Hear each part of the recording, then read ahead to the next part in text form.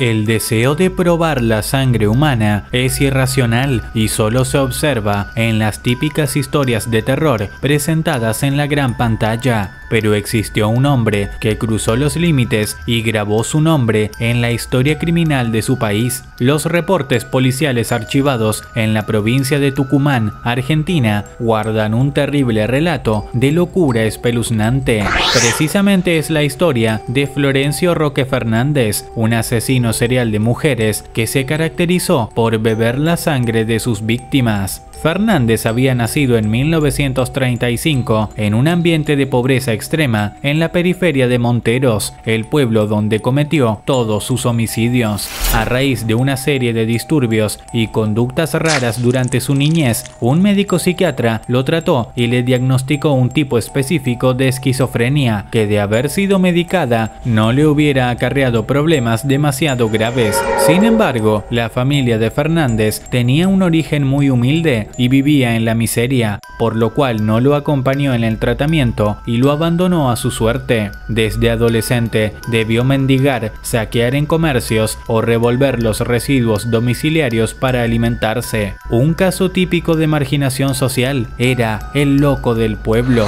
Con apenas 17 años, no solo se convirtió en un ser solitario, sino que comenzó a sufrir alucinaciones. Según le contó a los investigadores, más tarde llegó a creer que era un vampiro. La misma enfermedad le producía una irresistible atracción hacia la sangre humana. Ese cóctel explosivo de delirios, desatención social e indigencia lo condujo a cometer algunos de los delitos más crueles que se conozcan en la provincia de Tucumán. Un día de marzo de 1953, antes de cumplir 20 años, Florencio Fernández comenzó a vigilar a una mujer y, ni bien se aseguró de que estaba sola en su vivienda, decidió atacarla. Aprovechó que en Monteros, como en tantos otros pueblos de provincia, las ventanas quedaban abiertas durante las noches calurosas de verano e ingresó. Llegó hasta el dormitorio, la golpeó con un garrote y, una vez que estaba inconsciente, la mordió en el cuello. Así sació su necesidad de sangre y escapó. La dueña de casa murió desangrada. La misma costumbre de dejar puertas y ventanas abiertas provocó un mes después una segunda víctima. Algo que sorprendió a la policía fue encontrar en la escena del crimen un martillo y un palo de escoba partido, pese a que la mujer había muerto por la partición de su tráquea adentellada.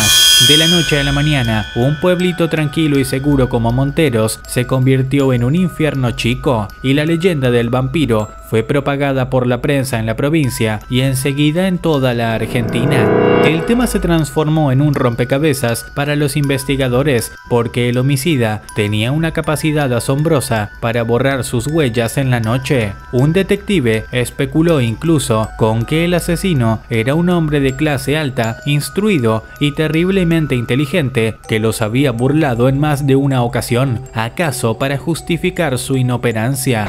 De esta forma, los casos se sucedieron uno tras otro, a veces con una regularidad de 2 meses y otra con saltos de un año. Entre 1953 y 1960, al menos 15 mujeres de todas las edades y condiciones sociales fueron degolladas a mordiscones por el vampiro de la ventana. Por supuesto, el chismerío pueblerino impulsó a algunos cronistas a exagerar los hechos y a decir que el asesino bebía el plasma de las mujeres hasta dejarlas resecas, que se excitaba con las succiones. Lo único cierto es que a fines de 1959, al denunciarse el caso número 15 del vampiro, las brigadas conjuntas de la Policía Federal y de la Tucumana hicieron un mapeo de los lugares donde habían sido halladas las mujeres muertas y quedaron estupefactos.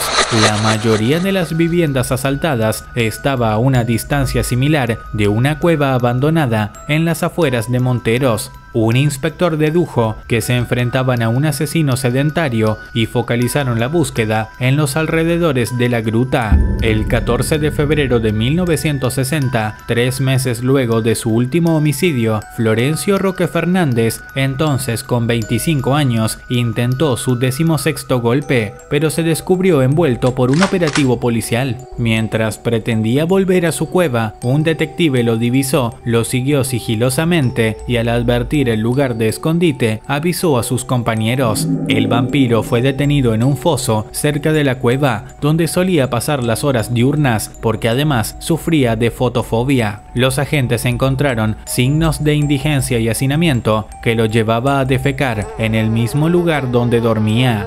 Fernández no opuso ninguna resistencia, salvo a la luz del sol. Parecía más bien aliviado de haber sido capturado. Apenas fue sentado en un tribunal, el juez penal de turno ordenó que se le practicaran pericias físicas y psicológicas. Ahí manifestó un alto grado de esquizofrenia y relató sus alucinaciones monstruosas. Lógicamente no hubo juicio, fue declarado inimputable y llevado de inmediato a un hospital psiquiátrico de San Miguel de Tucumán. Murió de causas naturales 8 años después, según se estima, porque tampoco hay registros de su defunción.